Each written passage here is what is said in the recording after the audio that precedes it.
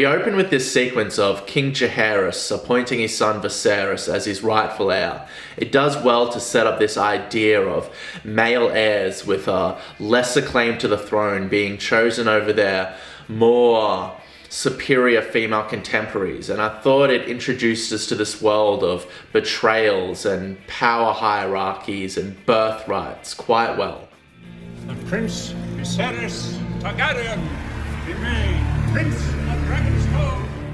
Rhaenyra is then introduced in this epic CGI sequence, showing the dragons are just a normal part of this timeline, and also showing that HBO is spending a lot more money on this show than some of the cheaper looking Disney Plus shows. They're not just throwing out this random piece of crap here on all these fucking blue screens with garbage CGI. They appear to be putting the same time and effort into this as they did with the original Game of Thrones, or Westworld, or Sopranos, or The Wire, or any of the other multitude of brilliant and amazing HBO properties.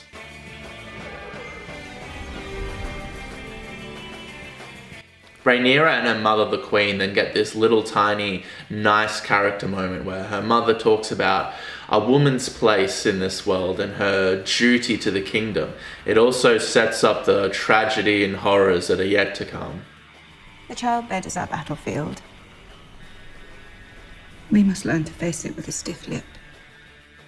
I thought I was going to find it difficult to see Matt Smith as this character and separate him from his zany, silly and manic performance of the Doctor, but he did really well here. He's introduced in this almost perfect sequence. They enter into the throne room and he's clouded in unfocused shadows, surrounded by these melted blades of past enemies, and there's just this intrigue and arrogance around his darkened character that you want to see more of. Se pave sogo skoriositmasta. Che poi uno sud kotion pradela rokta. Kotiotaranno sit isa. Exie utrata. The Queen then reveals her heartbreak and exhaustion to the king. They've lost 5 children at this point, and she states that this shall be the last time that she'll attempt to give him an heir.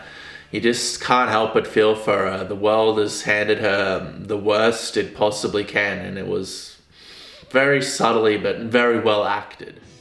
I know it is my duty to provide you an heir. And I'm sorry if I have failed you in that I am. The brutal bifurcation of sinful hands and cocks and spills onto the streets of King's Landing, carried out by the newly minted gold cloaks.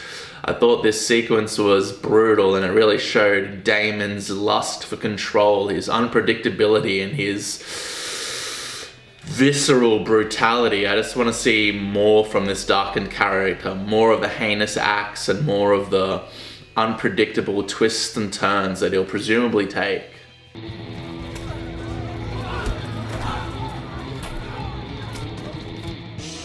We then get the brilliant juxtaposition of the blood and brutality of battle intercut with the blood and brutality of a breached birth.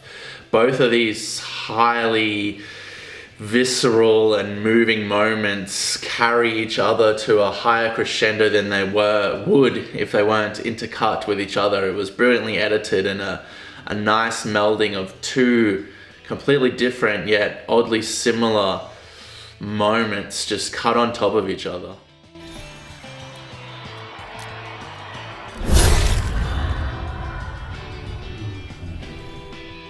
The most sad, moving and intense sequence in this first episode was obviously Viserys choosing to sacrifice his wife and try to save their unborn son.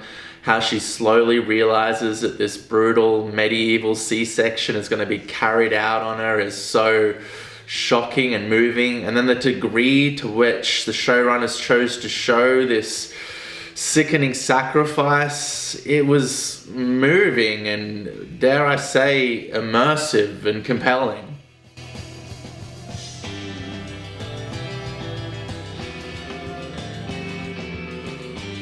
Sir Criston then bests Daemon in combat, and although I haven't read Blood and Fire, I know that this relationship will play a part in the lines soon to be drawn in the sand.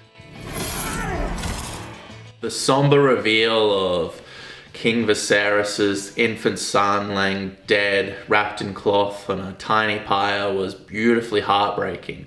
You can just feel this king's regrets, his folly, his heartbreak, his complete emotional devastation at this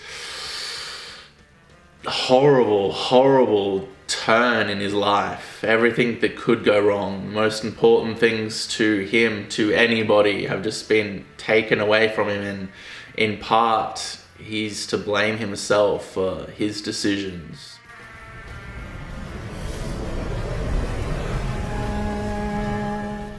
Sir Otto Hightower then reveals the extent to his disdain for Daemon. He urges the king to disavow his own brother's birthright. And then Viserys just explodes with anger in this moment, just completely frustrated with this topic when everything in his life is falling apart. It was a brilliant little emotional outburst here, and the acting was on point. And she already has a male Just heir. moments ago, you announced your support for Daemon. If we cannot agree on an heir, then how can we My expect a wife realm? and son are dead! Sir Otto Hightower then seemingly serves his daughter up to the king in this time of turmoil. I love the darkened themes here. I love the sex, the nudity, the violence, the topics that aren't politically correct, that are hard to think about, that are hard to watch, that are hard to contemplate. It's good that they haven't shied away from the more adult themes of the larger world of Ice and Fire here. I'm really enjoying the level to which the showrunners are leaning into this dark, disgusting, dingy world. And the blood of the dragon runs thick. Then why do you cut me so deep? I've only ever spoken the truth. I see Otto Hightower for what he is. An unwavering and loyal A cunt. He is indeed a cunt. The heir for a day. Daemon's despicable words here lose him his succession, his right to the throne, and this dance of dragons is further being pushed into fruition. I have decided to name a new heir. I'm your heir. Not anymore. Viserys is then cut once again by his throne, showing that his reign is not going to be easy, it's not going to be long, it's not going to be successful, and it's going to be painful and filled with blood and agony. The symbology here is plain, simple, but very effective.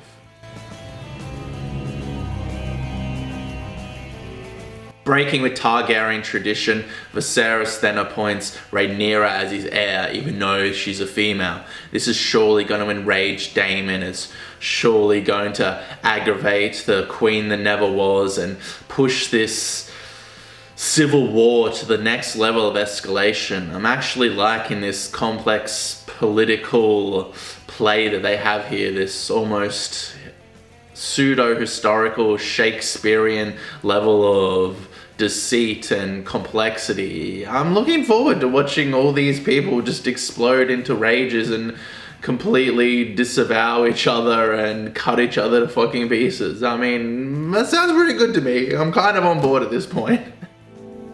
Daemon was not made to wear the crown, but I believe that you were. No. Don't mention a Game of Thrones. Don't mention the Wall. Don't mention the White Walkers. Don't mention fucking the Long Winter. Don't mention Daenerys. Don't mention any of that. Just move on. Just throw a discreet veil over that corpse and just try to tell a new story. We know that this is part of the larger Game of Thrones world, but we don't want to think about what the fuck happened, alright? Just stop. That's a bad show. When this great winter comes, Rhaenyra, all of Westeros must stand against it. And if the world of men is to survive, a Targaryen must be seated on the Iron Throne. In conclusion, returning to the world of a Game of Thrones, of a Song of Fire and Ice, does feel a little bit like being a battered housewife, returning to an abusive relationship and expecting the outcome to be different somehow. Although in saying that, of course, that's how it would feel going into it. But the creative team at large is completely different.